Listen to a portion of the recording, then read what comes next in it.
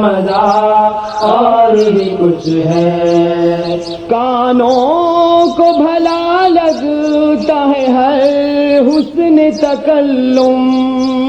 कानों को भला लगता है हर हुस्न तकल्लुम।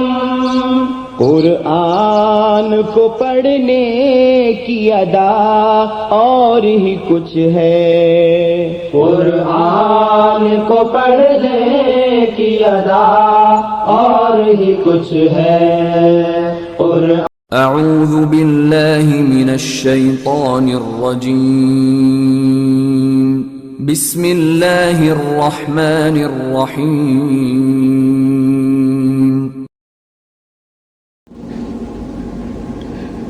ولو أننا نزلنا إليهم الملائكة وكلمهم الموتى وحشرنا عليهم كل شيء قبلا ما كانوا ليؤمنوا إلا أن يشاء الله ولكن أكثرهم يجهلون. وكذلك جعلنا لكل نبي عدوا شياطين الإنس والجن يوحي بعضهم إلى بعض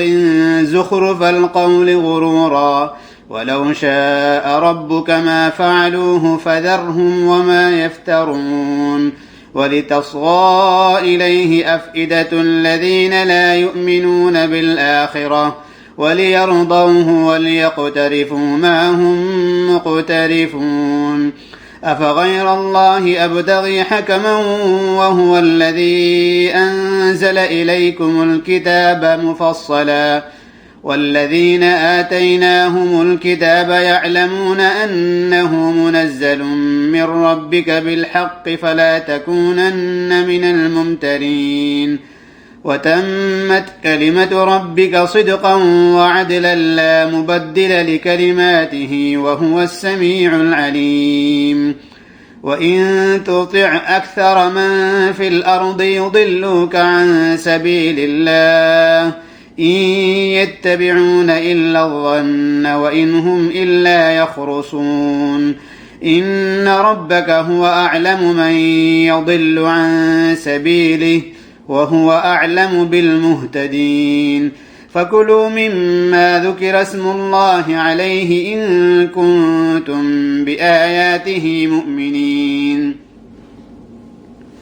وما لكم ألا تأكلوا مما ذكر اسم الله عليه وقد فصل لكم ما حرم عليكم إلا ما اضطررتم إليه وإن كثيرا ليضلون بأهوائهم بغير علم إن ربك هو أعلم بالمعتدين. وذروا ظاهر الإثم وباطنه إن الذين يكسبون الإثم سيجزون بما كانوا يقترفون. ولا تأكلوا مما لم يذكر اسم الله عليه وإنه لفسق وإن الشياطين ليوحون إلى أوليائهم ليجادلوكم وإن أطعتموهم إنكم لمشركون. أومن كان ميتا فأحييناه وجعلنا له نورا يمشي به في الناس كمن مثله في الظلمات ليس بخارج منها كذلك زين للكافرين ما كانوا يعملون. وكذلك جعلنا في كل قرية أكابر مجرميها ليمكروا فيها وما يمكرون إلا بأنفسهم وما يشعرون. وإذا جاءتهم آية قالوا لن نؤمن حتى نؤتى مثل ما أوتي رسل الله الله أعلم حيث يجعل رسالته سيصيب الذين أجرموا صغار عند الله وعذاب شديد بما كانوا يمكرون. فمن يرد الله أن يهديه يشرح صدره للإسلام ومن يرد أن يضله يجعل صدره ضيقا حرجا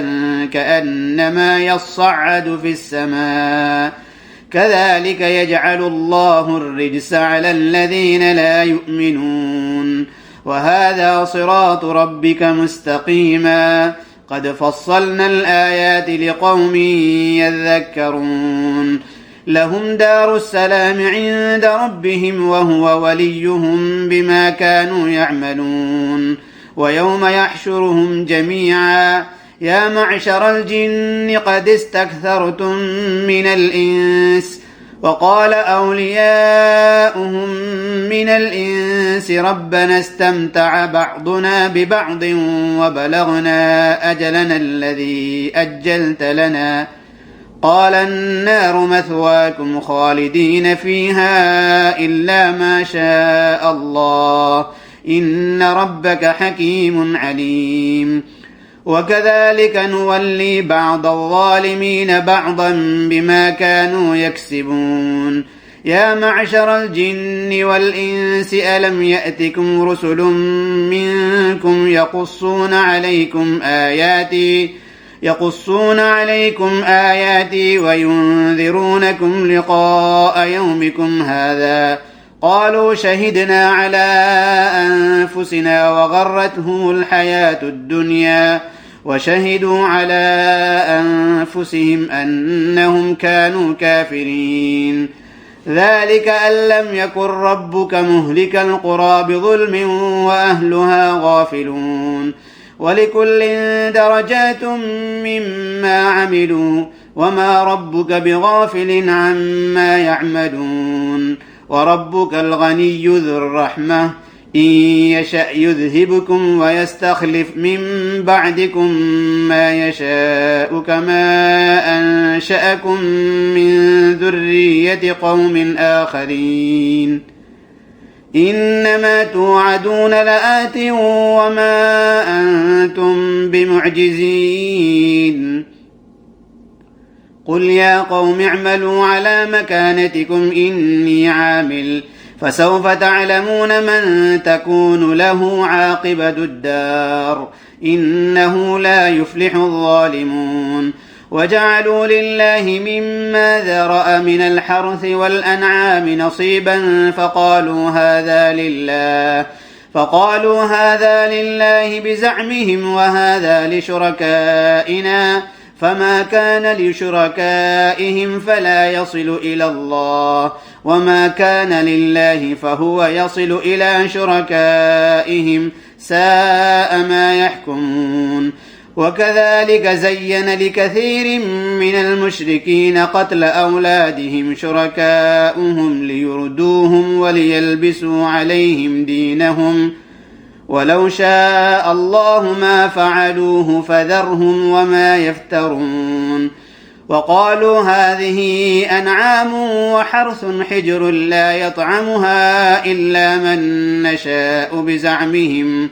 لا يطعمها إلا من نشاء بزعمهم وأنعام حرمت ظهورها وأنعام لا يذكرون اسم الله عليها افتراء عليه سيجزيهم بما كانوا يفترون وقالوا ما في بطون هذه الأنعام خالصة لذكورنا ومحرم على أزواجنا وإن يكن ميتة فهم فيه شركاء سيجزيهم وصفهم إنه حكيم عليم قد خسر الذين قتلوا أولادهم سفها بغير علم وحرموا ما رزقهم الله افتراء على الله قد ضلوا وما كانوا مهتدين وهو الذي أنشأ جنات معروشات وغير معروشات والنخل والزرع مختلفا أكله والزيتون والرمان متشابها وغير متشابه كلوا من ثمره إذا أثمر وآتوا حقه يوم حصاده ولا تسرفوا إنه لا يحب المسرفين ومن الأنعام حمولة وفرشا كلوا مما رزقكم الله ولا تتبعوا خطوات الشيطان إنه لكم عدو مبين 8 أزواج من الضأن 2 ومن المعز 2 قل أذكرين حرم أم الأنثيين أما اشتملت عليه أرحام الأنثيين نبئوني بعلم إن كنتم صادقين ومن الإبل 2 ومن البقر 2 قل أذكرين حرم أم الأنثيين أما اشتملت عليه أرحام الأنثيين أم كنتم شهداء إذ وصاكم الله بهذا فمن أظلم ممن افترى على الله كذبا ليضل الناس بغير علم إن الله لا يهدي القوم الظالمين قل لا أجد فيما أوحي إلي محرما على طاعم يطعمه إلا قل لا أجد فيما أوحي إلي محرما على طاعم يطعمه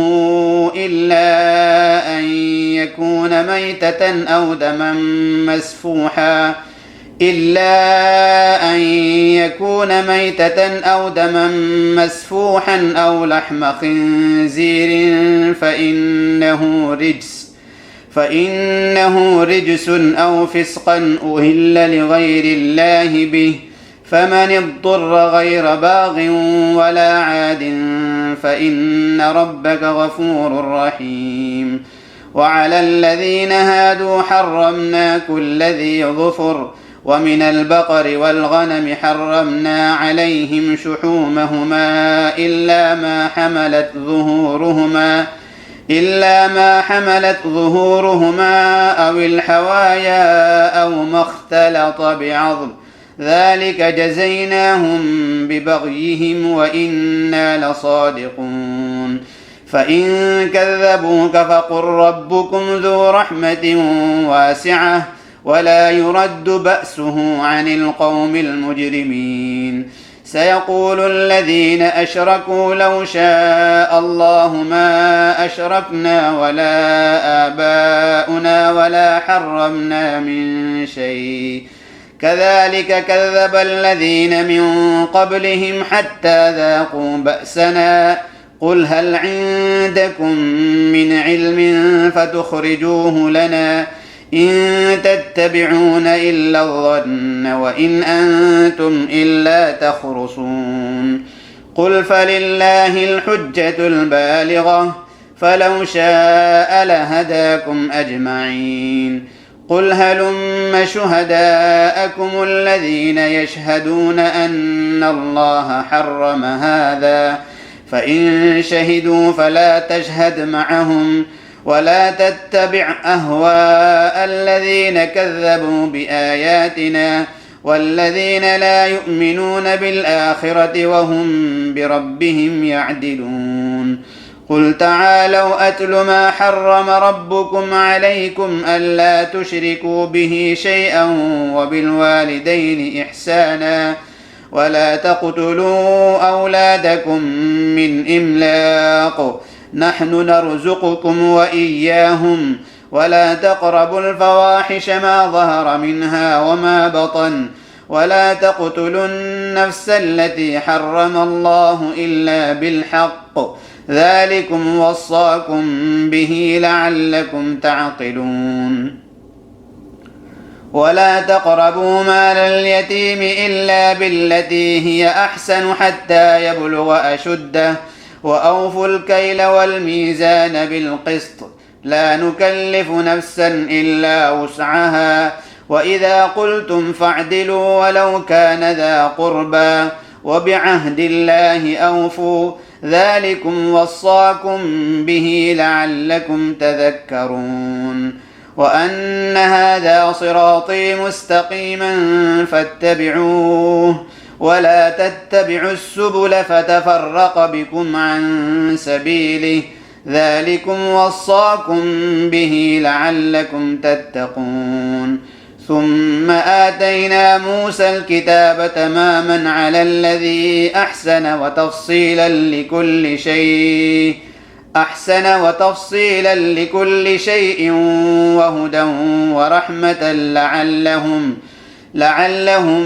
بلقاء ربهم يؤمنون وهذا كتاب أنزلناه مبارك فاتبعوه واتقوا لعلكم ترحمون أن تقولوا إنما أنزل الكتاب على طائفتين من قبلنا وإن كنا عن دراستهم لغافلين أو تقولوا لو أنا أنزل علينا الكتاب لكنا أهدى منهم فقد جاءكم بينة من ربكم وهدى ورحمة فمن أظلم ممن كذب بآيات الله وصدف عنها سنجزي الذين يصدفون عن آياتنا سوء العذاب بما كانوا يصدفون هل ينظرون إلا أن تأتيهم الملائكة أو يأتي ربك أو يأتي بعض آيات ربك يوم يأتي بعض آيات ربك لا ينفع نفسا إيمانها لم تكن آمنت من قبل أو كسبت في إيمانها خيرا قل انتظروا إنا منتظرون إن الذين فرقوا دينهم وكانوا شيعا لست منهم في شيء إنما أمرهم إلى الله ثم ينبئهم بما كانوا يفعلون من جاء بالحسنة فله 10 أمثالها ومن جاء بالسيئة فلا يجزى إلا مثلها وهم لا يظلمون قل إنني هداني ربي إلى صراط مستقيم دينا قيما ملة إبراهيم حنيفا وما كان من المشركين قل إن صلاتي ونسكي ومحياي ومماتي لله رب العالمين لا شريك له وبذلك أمرت وأنا أول المسلمين قل أغير الله أبغي ربا وهو رب كل شيء ولا تكسب كل نفس إلا عليها ولا تزر وازرة وزر أخرى ثم إلى ربكم مرجعكم فينبئكم بما كنتم فيه تختلفون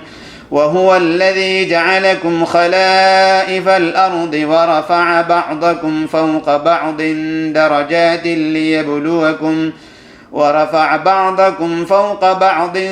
درجات ليبلوكم فيما آتاكم إن ربك سريع العقاب وإنه لغفور رحيم بسم الله الرحمن الرحيم ألف لام ميم صاد كتاب أنزل إليك فلا يكن في صدرك حرج منه لتنذر به وذكرى للمؤمنين اتبعوا ما أنزل إليكم من ربكم ولا تتبعوا من دونه أولياء قليلا ما تذكرون وكم من قرية أهلكناها فجاءها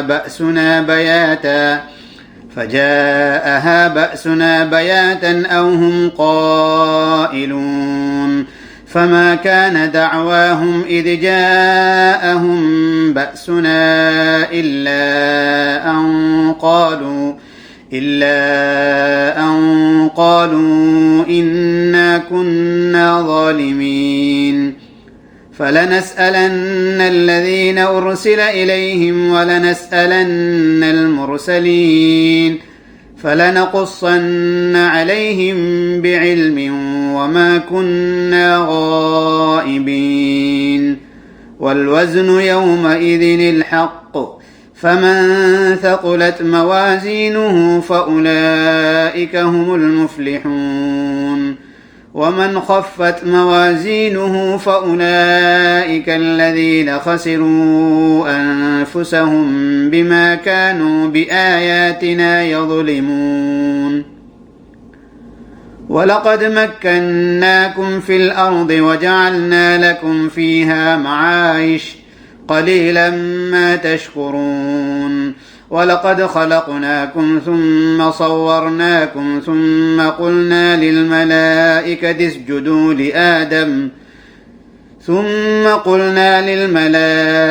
اسجدوا لآدم فسجدوا إلا إبليس لم يكن من الساجدين قال ما منعك ألا تسجد إذ أمرتك قال أنا خير منه خلقتني من نار وخلقته من طين قال فاهبط منها فما يكون لك أن تتكبر فيها فاخرج إنك من الصاغرين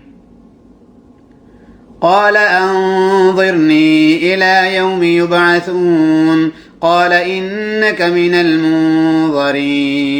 قال فبما أغويتني لأقعدن لهم صراطك المستقيم ثم لآتينهم من بين أيديهم ومن خلفهم وعن أيمانهم وعن شمائلهم ولا تجد أكثرهم شاكرين قال اخرج منها مذءوما مدحورا لمن تبعك منهم لأملأن جهنم منكم أجمعين ويا آدم اسكن أنت وزوجك الجنة فكلا من حيث شئتما ولا تقربا هذه الشجرة فتكونا من الظالمين ووسوس لهما الشيطان ليبدي لهما ما وري عنهما من سوآتهما وقال ما نهاكما ربكما عن هذه الشجرة إلا أن تكونا ملكين أو تكونا من الخالدين وقاسمهما إني لكما لمن الناصحين فدلاهما بغرور فلما ذاقا الشجرة بدت لهما سوآتهما وطفقا يخصفان عليهما من ورق الجنة وناداهما ربهما ألم أنهكما عن تلكما الشجرة وأقل لكما إن الشيطان لكما عدو مبين قالا ربنا ظلمنا أنفسنا وإن لم تغفر لنا وترحمنا لنكونن من الخاسرين قال اهبطوا بعضكم لبعض عدو ولكم في الأرض مستقر ومتاع إلى حين قال فيها تحيون وفيها تموتون ومنها تخرجون يا بني آدم قد أنزلنا عليكم لباسا يواري سوآتكم وريشا ولباس التقوى ذلك خير ذلك من آيات الله لعلهم يذكرون يا بني آدم لا يفتننكم الشيطان كما أخرج أبويكم من الجنة ينزع عنهما لباسهما ليريهما سوآتهما إنه يراكم هو وقبيله من حيث لا ترونهم إنا جعلنا الشياطين أولياء للذين لا يؤمنون وإذا فعلوا فاحشة قالوا وجدنا عليها آباءنا والله أمرنا بها قل إن الله لا يأمر بالفحشاء أتقولون على الله ما لا تعلمون قل أمر ربي بالقسط وأقيموا وجوهكم عند كل مسجد وادعوه مخلصين له الدين كما بدأكم تعودون فريقا هدى وفريقا حق عليهم الضلالة إنهم اتخذوا الشياطين أولياء من دون الله ويحسبون أنهم مهتدون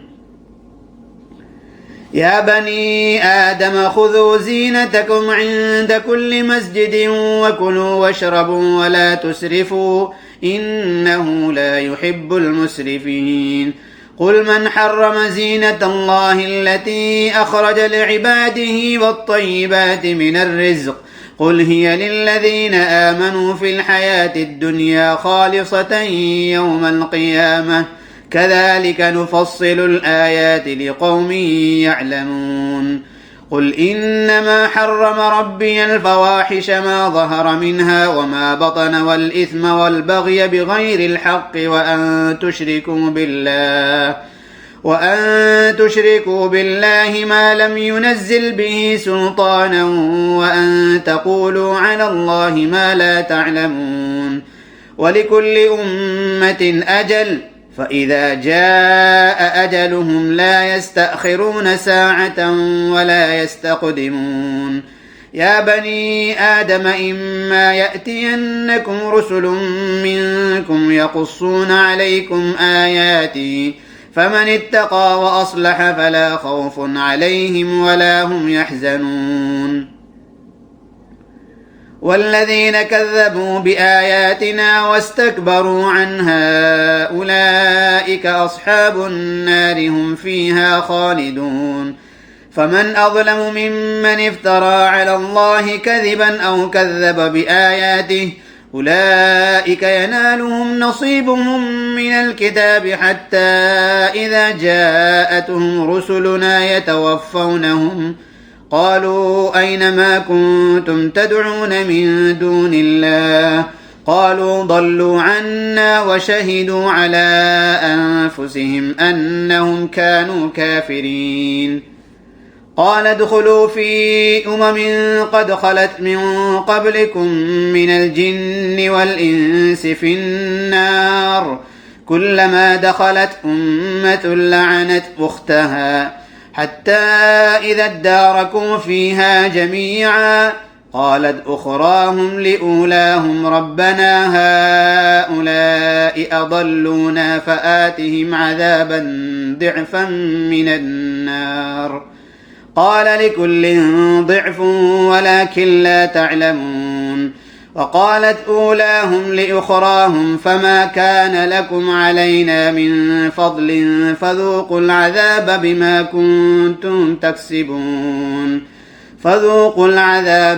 كنتم تكسبون إن الذين كذبوا بآياتنا واستكبروا عنها لا تفتح لهم أبواب السماء ولا يدخلون الجنة حتى يلج الجمل في سم الخياط وكذلك نجزي المجرمين لهم من جهنم مهاد ومن فوقهم غواش وكذلك نجزي الظالمين والذين آمنوا وعملوا الصالحات لا نكلف نفسا إلا وسعها أولئك أصحاب الجنة هم فيها خالدون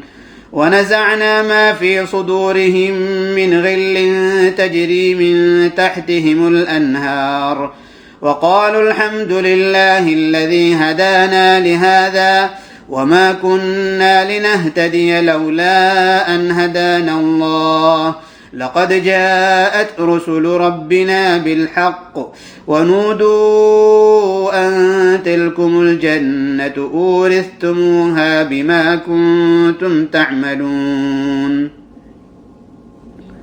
ونادى أصحاب الجنة أصحاب النار أن قد وجدنا ما وعدنا ربنا حقا فهل وجدتم ما وعد ربكم حقا؟ قالوا نعم. فأذن مؤذن بينهم اللعنة الله على الظالمين الذين يصدون عن سبيل الله ويبغونها عوجا وهم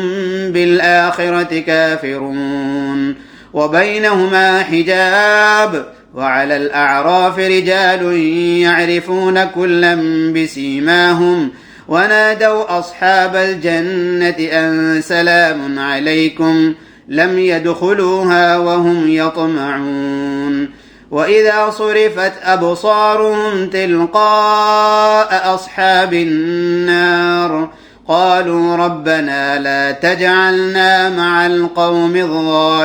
الظالمين. ونادى أصحاب الأعراف رجالا يعرفونهم بسيماهم قالوا ما أغنى عنكم جمعكم وما كنتم تستكبرون أهؤلاء الذين أقسمتم لا ينالهم الله برحمة ادخلوا الجنة لا خوف عليكم ولا أنتم تحزنون. ونادى أصحاب النار أصحاب الجنة أن أفيضوا علينا من الماء أو مما رزقكم الله قالوا إن الله حرمهما على الكافرين الذين اتخذوا دينهم لهوا ولعبا وغرتهم الحياة الدنيا فاليوم ننساهم كما نسوا لقاء يومهم هذا وما كانوا بآياتنا يجحدون. ولقد جئناهم بكتاب فصلناه على علم هدى ورحمة لقوم يؤمنون هل ينظرون إلا تأويله يوم يأتي تأويله يقول الذين نسوه من قبل قد جاءت رسل ربنا بالحق فهل لنا من شفعاء فيشفعوا لنا أو نرد فنعمل غير الذي كنا نعمل قد خسروا أنفسهم وضل عنهم ما كانوا يفترون. إن ربكم الله الذي خلق السماوات والأرض في 6 أيام ثم استوى على العرش يغشي الليل النهار يطلبه حثيثا والشمس والقمر والنجوم مسخرات بأمره ألا له الخلق والأمر تبارك الله رب العالمين. ادعوا ربكم تضرعا وخفية إنه لا يحب المعتدين. ولا تفسدوا في الأرض بعد إصلاحها وادعوه خوفا وطمعا إن رحمة الله قريب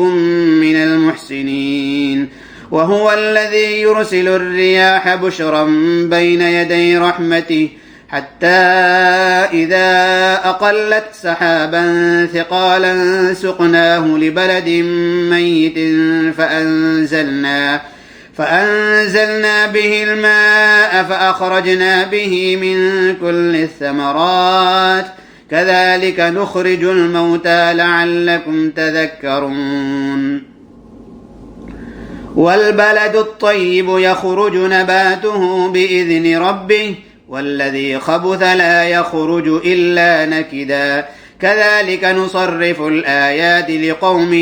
يشكرون. لقد أرسلنا نوحا إلى قومه فقال يا قوم اعبدوا الله ما لكم من إله غيره إني أخاف عليكم عذاب يوم عظيم. قال الملأ من قومه إنا لنراك في ضلال مبين. قال يا قوم ليس بي ضلالة ولكني رسول من رب العالمين أبلغكم رسالات ربي وأنصح لكم وأعلم من الله ما لا تعلمون. أوعجبتم أن جاءكم ذكر من ربكم على رجل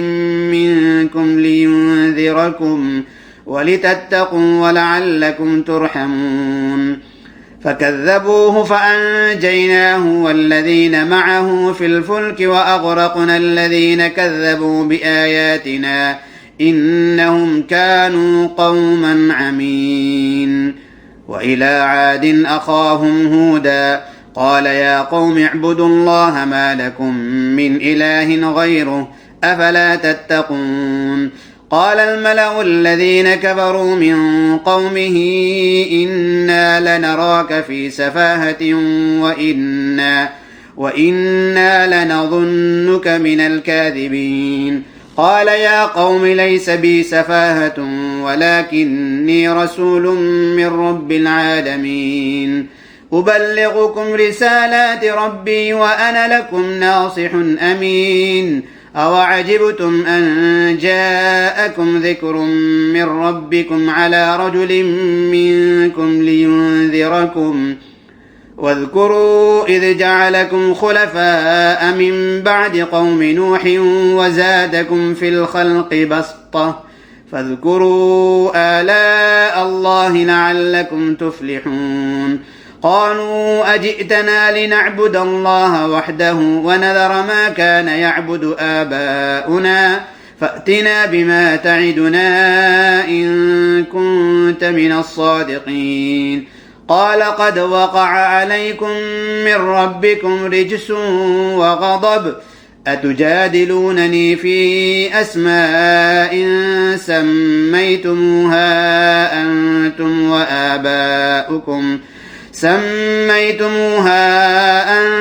وآباؤكم ما نزل الله بها من سلطان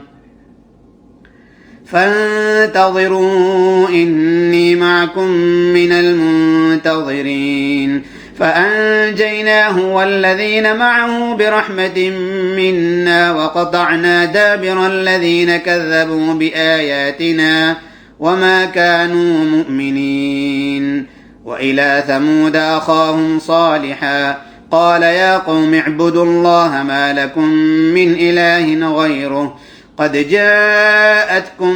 بينة من ربكم هذه ناقة الله لكم آية فذروها تأكل في أرض الله ولا تمسوها بسوء فيأخذكم عذاب أليم. واذكروا إذ جعلكم خلفاء من بعد عاد وبوأكم في الأرض تتخذون من سهولها قصورا وتنحتون الجبال بيوتا فاذكروا آلاء الله ولا تعثوا في الأرض مفسدين. قال الملأ الذين استكبروا من قومه للذين استضعفوا لمن آمن منهم أتعلمون أن صالحا مرسل من ربه قالوا إنا بما أرسل به مؤمنون. قال الذين استكبروا إنا بالذي آمنتم به كافرون فعقروا الناقة وعتوا عن أمر ربهم وقالوا يا صالح ائتنا بما تعدنا إن كنت من المرسلين. فأخذتهم الرجفة فأصبحوا في دارهم جاثمين فتولى عنهم وقال يا قوم لقد أبلغتكم رسالة ربي ونصحت لكم ولكن لا تحبون الناصحين. ولوطا إذ قال لقومه أتأتون الفاحشة ما سبقكم بها من أحد من العالمين إنكم لتأتون الرجال شهوة من دون النساء بل أنتم قوم مسرفون. وما كان جواب قومه إلا أن قالوا أخرجوهم من قريتكم إنهم أناس يتطهرون. فأنجيناه وأهله إلا امرأته كانت من الغابرين وأمطرنا عليهم مطرا فانظر كيف كان عاقبة المجرمين. وإلى مدين أخاهم شعيبا قال يا قوم اعبدوا الله ما لكم من إله غيره قد جاءتكم بينة من ربكم فأوفوا الكيل والميزان ولا تبخسوا الناس أشياءهم ولا تفسدوا في الأرض بعد إصلاحها ذلكم خير لكم إن كنتم مؤمنين ولا تقعدوا بكل صراط توعدون وتصدون عن سبيل الله من آمن به وتبغونها عوجا واذكروا إذ كنتم قليلا فكثركم وانظروا كيف كان عاقبة المفسدين وإن كان طائفة منكم آمنوا بالذي أرسلت به وطائفة لم يؤمنوا فاصبروا حتى يحكم الله بيننا وهو خير الحاكمين